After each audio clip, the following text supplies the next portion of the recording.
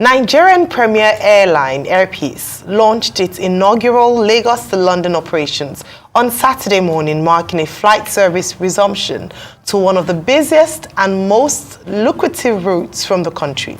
Arise special correspondent Abi Owolawi was there to share this initial special report.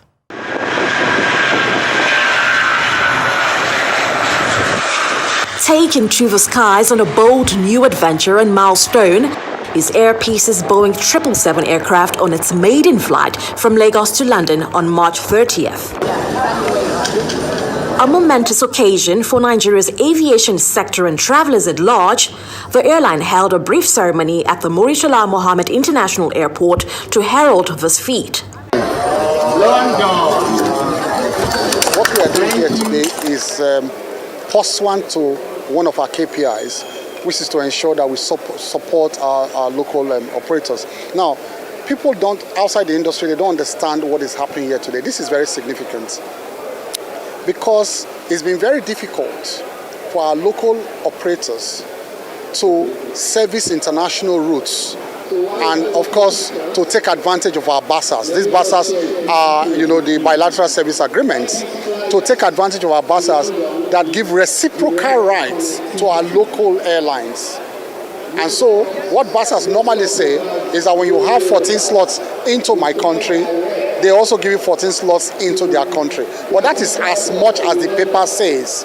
There's what they call the politics of BASAs also. Because after giving you the 14 slots into their country, in most cases they play politics with it.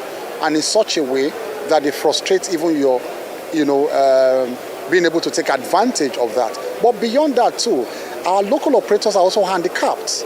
They're handicapped because they don't have access to these aircrafts that these international airlines have on the same terms as those international airlines. When I say on the same terms, I mean, for example, the terms upon which they lease these aircrafts. So what we have tried to do is to ensure that we support our local operators to have access to these lease arrangements, like what Air Peace is doing today. And that is what we can start to use to crash prices on international routes. Air Peace over the years has been very supportive of Nigerians, ensuring that they are there when there is crisis. Whenever there is crisis, you see Air Peace is there. And if Air Peace can continue to make inroads, supporting Nigerians even into countries that they didn't have established trading routes or flying routes because of the humanitarian crisis at that point, it only makes sense that we should encourage them when they actually then make trading routes or flying routes into established destinations. And I encourage all Nigerians to be very patriotic to support them. They always have to remember, we all have to remember that this is our own Nigerian aircrafts. Joining us now on the show is Allen Onyema, Chief Executive Officer of Air Peace. First of all, congratulations and welcome to the morning show. Thank you very much. Mr. Onyema, congratulations. We've seen the stories, positive side. Everybody is celebrating. The cost of tickets has gone down. Selling your own tickets in Naira, like the other people who are selling their own in foreign exchange because they have to repatriate funds. And then, of course, we're told Nigerian food will be served, on the flight. So different people have different reasons to be excited. But, the road to this moment, I don't think was just smooth like that, the way everybody is jubilating. We must have faced some challenges before we got to this point. Will you take us through some of those challenges? And then secondly, the last time a Nigerian airline flew that route, was 7 years ago. That was Medview. And there were issues with Medview. Have you done a review of those circumstances that led to the failure of Medview? So challenges and a review and lessons learned from the past experience of Medview so that this can be a sustainable operation. Thank you very much. Happy Easter, gents and lady. Happy Easter. The truth is, if I dwell so much on I would like to look forward, because if you start discussing all the challenges that faced us, that faced us towards achieving this London route, honestly, you feel like crying, you feel like weeping. First of all, you suffer what I call both internal and external conspiracies. It took us 7 years. We got the designation, I think, about 6.5 years ago, to go into London. Since then, it has been cat and mouse game. We actually procured our 3 777s because of this route, not for any other route, because we wanted to give it the blow that it deserved as at that time. However, we were not allowed to go. It's not just, whether you like it or not, there's what we call international aeropolitics, which is very dirty. We applied to get, for the TCO. TCO means Third Country Operators Permit. You must get that, excuse me. You must get that one before you start going into any European country, UK inclusive. And the TCO organization from Europe wrote our Nigerian Civil Aviation Authority. Do you know airpeace? Do you know about their designation? And we were denied. My own country denied us. So they threw it back. Went back to the NCA, they said, oh, we didn't tell you. You didn't tell them. Who designated us? The Minister of Aviation, the Federal Minister of Aviation, whose duty it was, and still is, to do that. Well, we said, okay, we are ready. They refused. They said, until they allow us to apply. So, you got designation from the federal government, and the NCA, under the same federal government, was telling you that you should not make any application towards going into the UK. Meanwhile, you gave us the nod to go to China, go to India. China is 14 hours, about 13 hours going to Guangzhou and 14 hours coming back. India is about 12 now because of the closure of the Sudanese airspace. About 12 going, about 13 coming back. Yet, you didn't find this airline worthy to go into the UK, 6 hours, piece of cake. For an airline that is doing over 160 hours of flying daily in this country, no other airline in the entire West and Central Africa does that much. 160 hours of flying, unblemished, no issues. What is 6 hours? Yet they stopped us. So the game is both from within and without. We were stopped. I would never stop saying it. So we continue this cat and mouse game with the NCA until Captain Musa Nuhu, during his time, said, enough is not enough. APs must be allowed to go in. What is the issue? Remember, they told us to, okay, when the heat became so much, when I gave them a lot of heat, they said, okay, you need to prove to us that you'll be able to pass the TCO. For goodness sake, if I don't pass the TCO, it doesn't mean anything, then I leave. But allow me to go. They said, no, we must prove to them that we're able to pass the TCO. I said, okay, you come and audit us based on the TCO standards. They said, no, you have to get IATA, some consultancy firms from IATA to do that. IATA must conduct that and give their results. We paid, I'm sure it cost over 200 million. We brought IATA. IATA conducted a TCO audit on airpiece dump. Remember, we are IOSA certified, so I don't know why the need for that. We passed. It took several months before IATA even came. We passed. Then they wrote to NCAA that you should allow them to proceed to go and do the audit with the TCO Europe. They didn't respond. Several months passed, going up to a year. We went back to them and told them that, look, it is better you come out and say why the reason for all this, or I'll go to the press and say it, and I withdraw. But mind you, this country is being fleeced by all the airlines going to London from this place. People were paying 5 times more than they should have been paying. All sorts of reasons were being given to this. And you're saying you don't have capacity. You have 3 777s, worth several hundreds of millions of dollars lying out there, fully purchased by this airline. That was when they said, okay. We are now going to audit you ourselves. Not minding the result of the IATA people they recommended. At first, I didn't want to acquiesce to that. My chief operating officer, Mrs. Toyin Olajide, said, Oga, please, let's follow them. So I agreed. They came and audited. No, nothing, of course. I found nothing. It was at that point, Musa Nuhu said, enough is enough.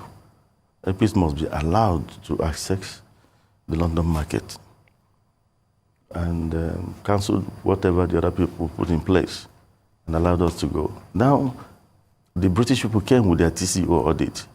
They didn't spend 48 hours with Airpeace. It's one of the most stringent audits you can think of. When you said, what have we learned? The difference between us and some Nigerian airlines that went there in the past was that they didn't have that TCO audit. They didn't have, though that was not enough to have made them to go down. And their going down was not because they were not good. I will tell you, even in the last 1 week, what we have seen, if we are not, if God is not with us, we would have said, okay, let's go. Let's close it before I start losing money left, right, and center.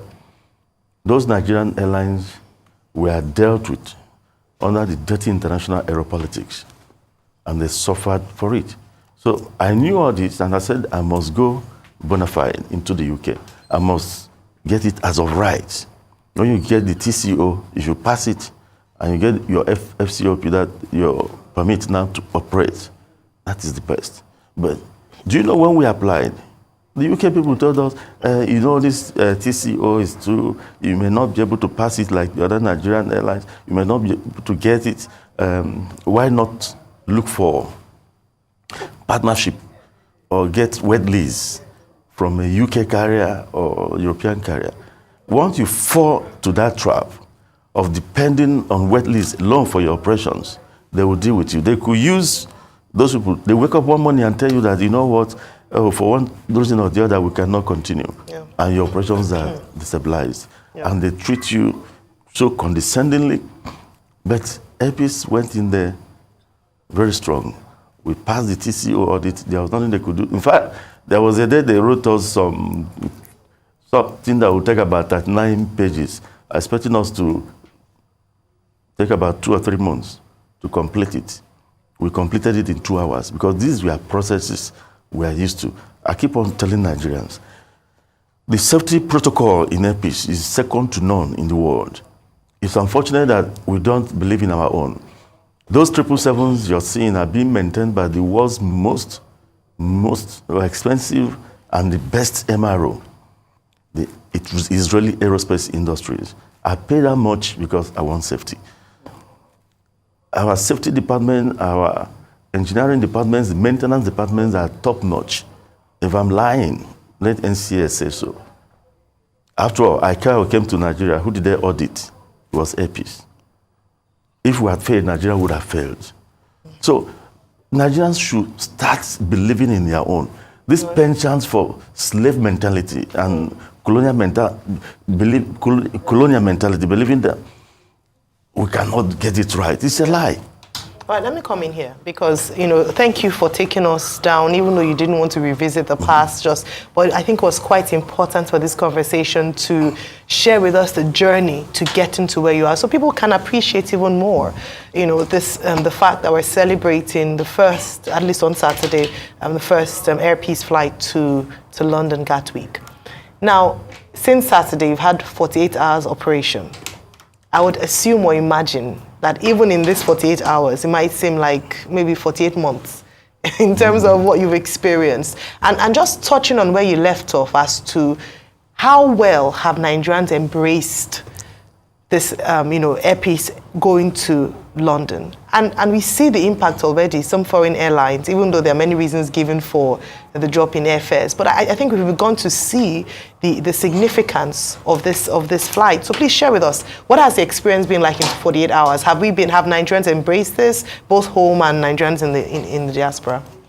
Normally, when you start a new destination on your inaugural flight, when coming back, you may have a lot of people going in, but when coming back, you might fly empty. Yeah. On the first day. You might fly less than 10% of the capacity of the aircraft. But that wasn't the case here. Our flights are already sold out into over a month. Coming into, in fact, sometimes we block seats. We block sales. So Nigerians have embraced this. Nigerians are happy. It's as if some kind of burden has been lifted off their shoulders. A situation where Nigerians were paying, my own staff paid 15 million naira on business class for a 6-hour flight to the UK. Some people paid 17 million. Then because some people couldn't pay, Nigerians were going to South Africa, fly 6 hours to South Africa, come from there, overfly Nigeria airspace to go to London, another 9 or 10 hours, just to get a cheaper fare. Nigerians were going to Morocco, Egypt, Qatar, 8 hours to Qatar, layover about 3 hours, you do another 8 hours to the UK, just to get something cheaper. Then if you want to fly direct, it's a different ball game. The humongous fare was unbearable for them. When we came on stream, and this is why we say support your indigenous operators, they will do well. When we came, and are the only ones that can save the country. When we came in, what we did was, assuming we slashed the 15 million to 10 million, people will say clap for us. But no, we brought it to where it belonged. We brought it down to 4 million naira. We are not losing by doing 4 million naira. That I can tell you. We brought it to 4 million naira, brought the other one, that's business class, from 4 million, the other one from 1.2, and at the same time giving students rebate. So immediately, the same airlines that were giving dollar as an excuse for the fleecing of my country came down within 24 hours.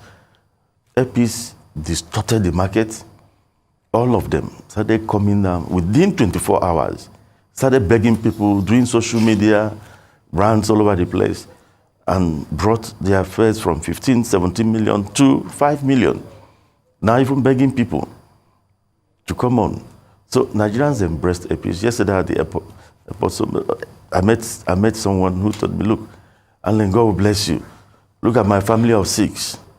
I had to cancel my flight with one of the direct carriers.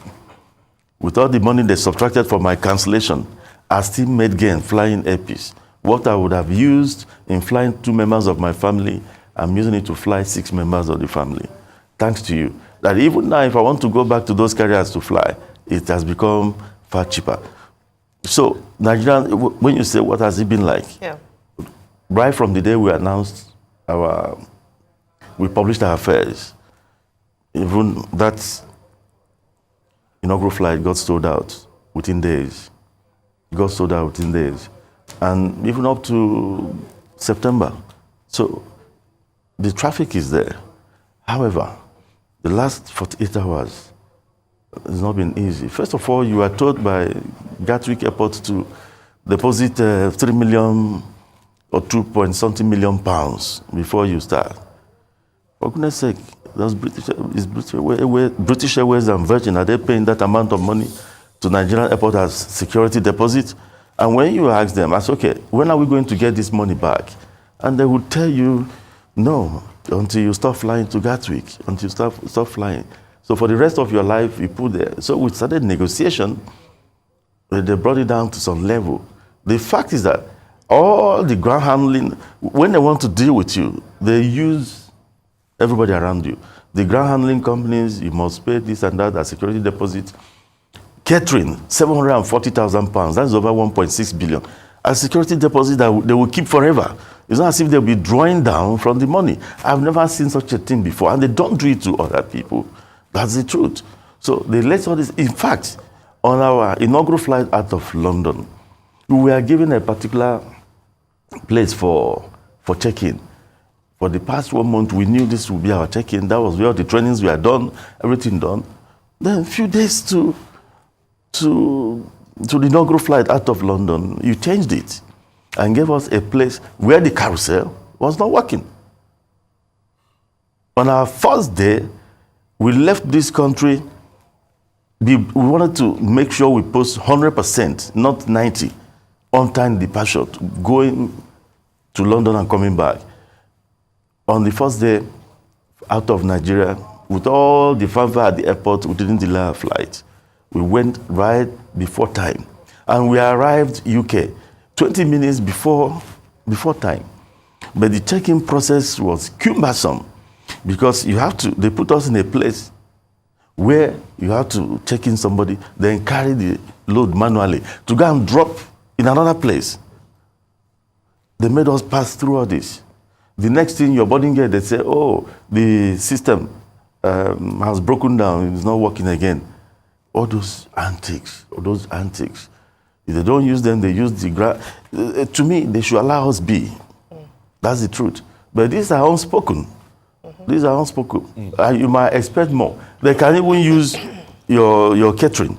Okay. So it doesn't end there. But it's been good. We are trying to roughen it out roughing up with them. Okay, good. So I'm happy you made some clarification because I started seeing some, narrative being pushed around that you had to partner with some local European airlines, sort of like a, lease agreement to go in. So it is totally Air Peace, totally our own indigenous crew, totally our food. I can see some very sumptuous Nigerian foods there, Goat meat pepper soup. Goat meat pepper soup. Oh, that's really lovely in disguise, Dr. Batsi. I'm sure you would want to do that.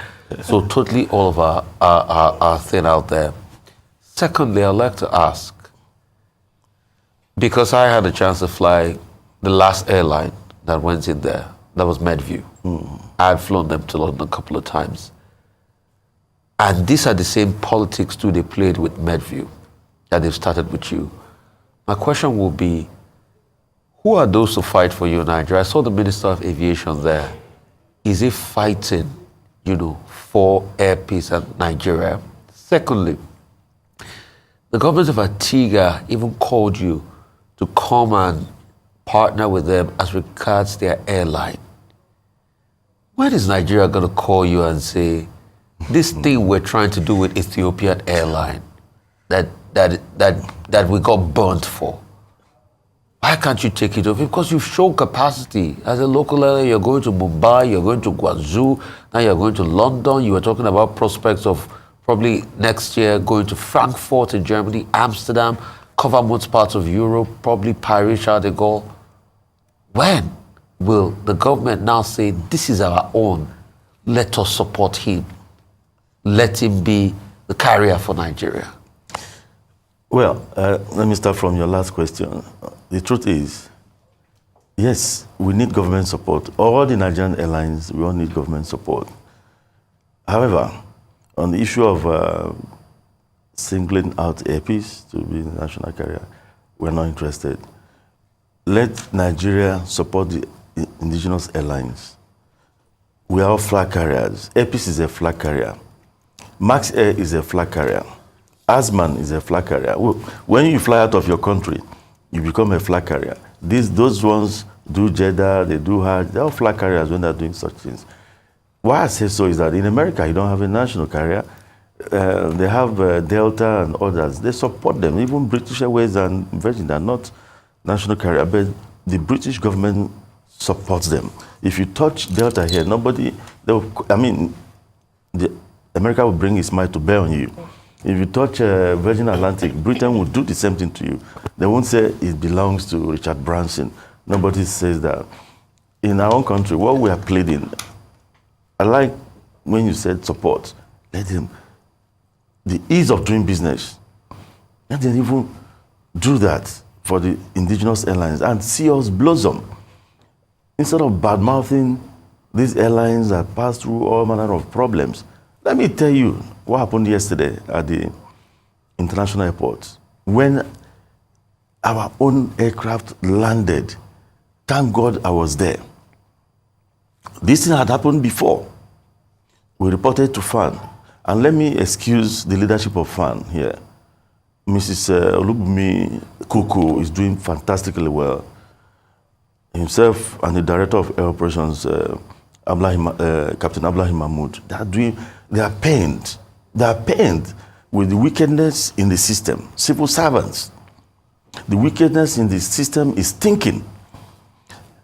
Your only carrier doing international operations in Nigeria would land and you keep us somewhere in the bush, disused side of the airport, and they expect us to be busing passengers, bringing rickety buses to come and take international passengers to the new terminal, where these foreign airlines rejected when they opened.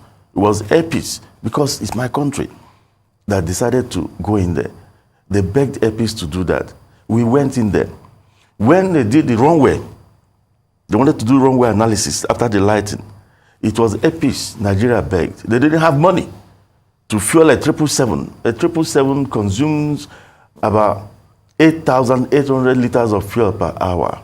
It was Airpeace they brought to come and test it. We even told them, let's use our smaller planes because of the cost. They said, no, it's a 777 they will need. We did it free of charge. I don't want to enumerate things we've done for both the government and people of this country. Now, the new airport, you will park us 2 kilometers away from the terminal. Then you expect us to be doing bus, whatever. That plane that landed yesterday, it would have taken about 6 hours for people to exit that airport. Because first of all, they put us near Nako Shed, very far. Nobody is using that end. No aircraft, not even foreign or local, nothing there. That was where they told my pilot to park. Meanwhile, C-23 at the new terminal was open, where you can just park the aircraft and the aviation bridge will key in. And when my captain called, he said they reserved it for a foreign airline. I said, really? Yes. Quote me. At the expense of a Nigerian airline. A Nigerian airline? Yes, they did it before. They did it before. One of my captains, Captain Kalisto Sifai, disobeyed them. And they wanted to punish him. I came out. And Olubumi Kuku and his team, his management, criticized that. In fairness to her, they criticized that. Now it happened again yesterday. Our aircraft from London was to be packed in one bush 2 kilometers or so, or 1.5 kilometers to our terminal. Full flight. Full flight. So imagine the time it would take to take people from that place to the terminal building. Imagine the time it would take to offload before it start going into the carousel that are not even working very perfectly okay. It would have been taking about 9 hours. Nigerians would have hated Airpeace because they wouldn't know. And that was the game. So you are contending not with external conspiracies. There are internal conspiracies within Nigeria. Some Nigerians they are praying that we fail. But the good thing is that nobody is God. And the good thing is that 90% of our countrymen and women are very happy. That's our consolation. But there are people out there, but they are in the minority, so negligible. I don't even bother about them because they cannot scratch Airpeace. Whatever they write or whatever they do cannot scratch this airline. But it happened yesterday. And when the woman discovered it, she was livid with rage. I mean, the MD of FAN. So, but look at what I did. I called my operation control center who could reach the pilot because I couldn't connect with the pilot. I called my OCC. I told them, tell that pilot not to move that aircraft. Block that taxiway. No airline in the world would have been able to park yesterday. And that was what happened. British Airways landed. That was when they started making moves to tell us to go to where we rightly belonged. And remember, this woman had said on television, they had that, when she said that a place had been dedicated for Airpeace as the home airline. When you go to Britain, you have entire Terminal 5 for BA. Then in my own country, some civil servants or some people didn't see. And the DG of the Nigerian Civil Aviation Authority was on board my aircraft. About 4 senior staff of NCA were on board of that aircraft. And he had to go, because they delayed the flight about 30 minutes. Standing in one place for 30 minutes. What kind of country is this? So when the DG who was on board contacted the captain to know what is happening, and I think he went into the cockpit, and they called the people in tower, the airport control people. And the captain told the airport control that even the DG of NCA is on board this aircraft. And the guy said, and so what? That will show you some people's determination not to, they don't see beyond their noses. But that wickedness will not last. And one thing is that anybody that fights me or fights anything I'm interested in will have himself hurt and regretful at the end of the day. Well, I mean, the thing that is surprising is that isn't there a mechanism in place to make sure that this kind of thing does not happen again? Yes, Nigerians can be very cruel towards their own compatriots. But if there's a system in place, then that system will make sure this does not happen again. After all, Festus Keyamo, the Minister of Aviation, was at the inauguration of the flight, and he was pledging support when he was talking about reciprocity and all of that. And we're hoping that maybe the Nigerian authorities will also reciprocate with regard to this security deposit. Those are the kind of details they can work on to make sure that they provide necessary support. But he mentioned BASA. Keyamo, when he was talking, mentioned BASA. The UK has 21 slots coming into Nigeria per week. Now, British Airways alone does 14 into Nigeria. So how many slots do you have now to go into the UK? That's one. The second thing is the Aviation Roundtable is proposing what they call a Fly Nigeria Act, by which the Nigerian government, both at the national level and at the state levels, will make sure that any government official that is flying at government expense would travel with a Nigerian airline. Okay. What do you think of that proposal? Even if the individuals say they have a choice. But if government is paying, do you think we need that act? Fine. Let me just a second digress. And Rufai asked me a question about the support from the minister. The truth is that the minister is very supportive. And because he's very supportive, some are even accusing him of, are you sure you don't have shares in Airpeace? Some within the system, within the same aviation. So, and that, they don't know that what Airpeace is doing is fighting for the entire industry, because the sky is open for all of them. If Airpeace does not get it right this time, it will be very difficult for any other Nigerian airline, because we know what we have put in place. So the young minister is doing his bit. He went with us to the UK when they were giving us lots of 2 o'clock, 3 o'clock, 4 o'clock. That kind of, he went to them and said, look, if you continue this, we will reciprocate in equal terms. He made it clear. So he has been out there. The trip he made to France was to seek the collaboration of lessors worldwide so that they could be leasing planes on dry lease instead of wet lease to Nigerian airlines. When I see some write-ups, people say, Nigerian Airlines, they are doing lease, all this Delta and the rest, they show capacity, they own their planes, they own nothing. All those legacy airlines all over the world, they don't own those planes. What they do is, they make order, say 100 planes, give the specification they want on those aircraft. Then, of course, a finance company comes in, these lessors, they pay for those planes, lease them to them, they operate for a good number of years and return them. They'll be paying lease rental. That's what they do. Those airlines don't own those planes. Quote me, they don't own them. They belong to lessors. They later return it after some years. So in Nigeria, if you lease aircraft, they say, you've committed crime, you've done this, you've done that. Give it to Nigerian Airlines. We own our planes. I own over 30-something planes, and I have about 33 orders paid for, that are on the line coming. So at the end of the day, Airpeace will be owning over 60 aircraft. I don't think there's any airline in Africa, in fact, most part of the world, they don't own it themselves. They are financed. While in Nigeria, you are expected to do this. That's why the capacity is not increasing the way it's being done abroad. And this is what President Keyamo is trying to do. This president will praise Keyamo at the end of the day if he succeeds in getting that. Because AirCap visited me. They said, Airpeace, we see what you're doing. You're very strong. We know country risk. Because of country risk, that's why they're not giving dry lease to Nigeria. Instead, they will do wet lease. Now, wet lease is very expensive. It's very, very expensive. But you have to do it because you don't have access to dry lease. You have to do this to support your operations. Like even in the London thing, we are bringing North Atlantic to partner with us as backup, not as the main act. Because we want to be strong. What of one day, any of your 3 aircraft, anything happens to them? You don't want to disappoint anybody. And when you do such things, Nigerians will be criticizing this, that. They've forgotten that Virgin Atlantic and Delta are doing the same thing.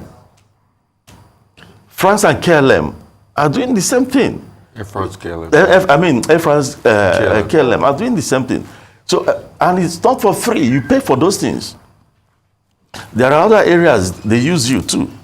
So you pay for those things. It's not an arrangement where you go and bring somebody from behind the door to come and be running international operations in your country. No, it's not the same thing. So you have that wet list with North Yes, I have it as backup. Okay. As backup. So if you have any issues, you can key in through the other one. They can key in through us too, if there are any issues. Then about, you talked about about slots. How many slots do you have into Gatwick? Yeah.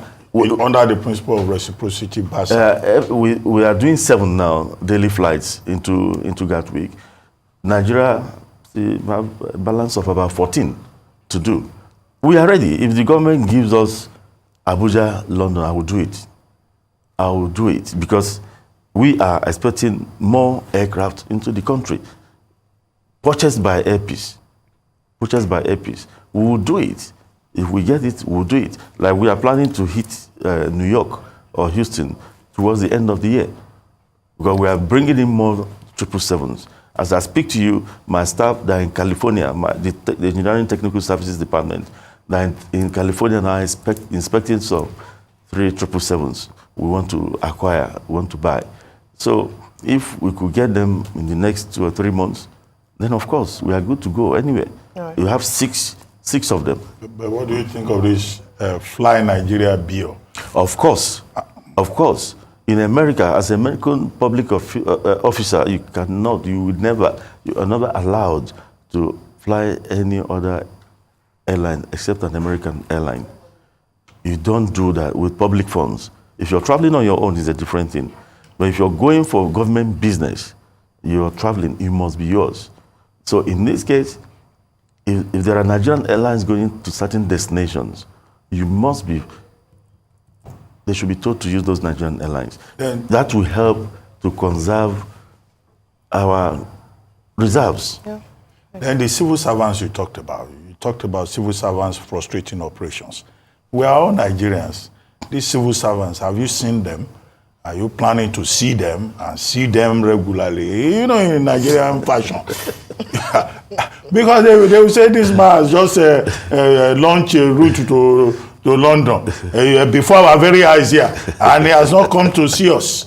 I mean, this is Nigeria. You know Virgin Nigeria left here, or is it Virgin Atlantic?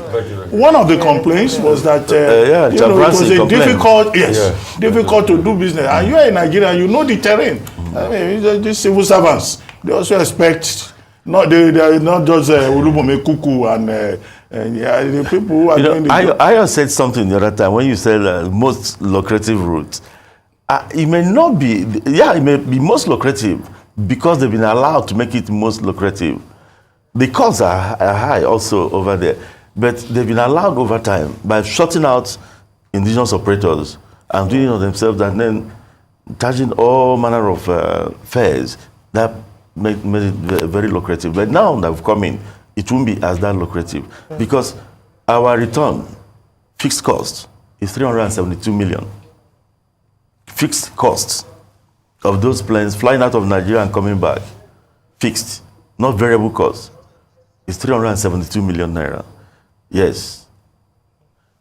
On the 372 million. So if so you have to distribute this 372 million naira along the seats to be able to make sure you cover your costs.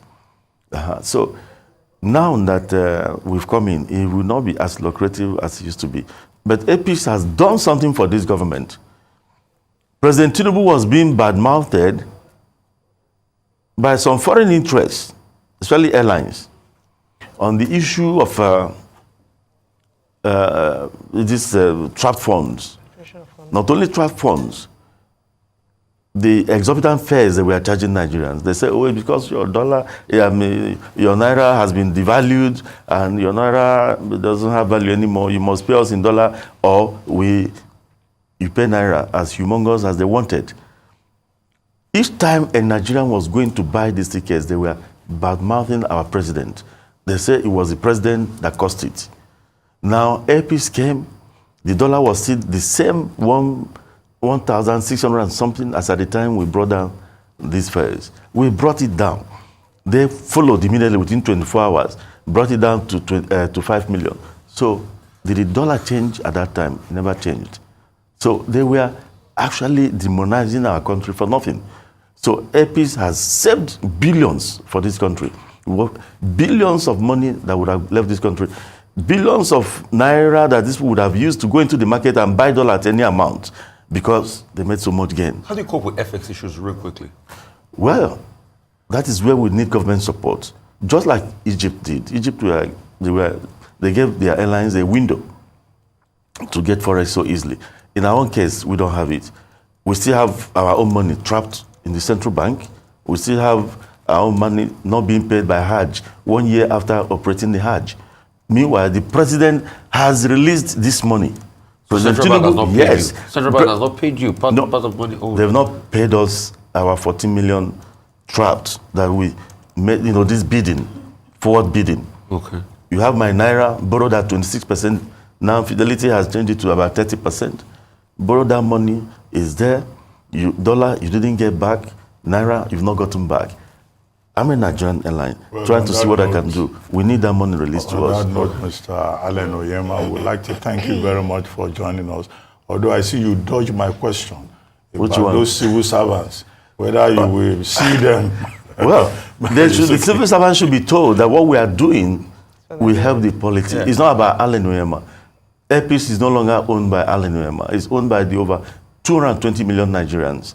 It's not about me, because if Allen Onyema and APC, if we shut down today, I'll be releasing into the over 50,000 people, both direct and indirect employment. Yeah. You don't know who will be the next armed robber, the next kidnapper, the next suicide bomber. So it's for those civil servants to be patriotic and to concentrate on their jobs instead of waiting for people who do business in Nigeria to come and see them.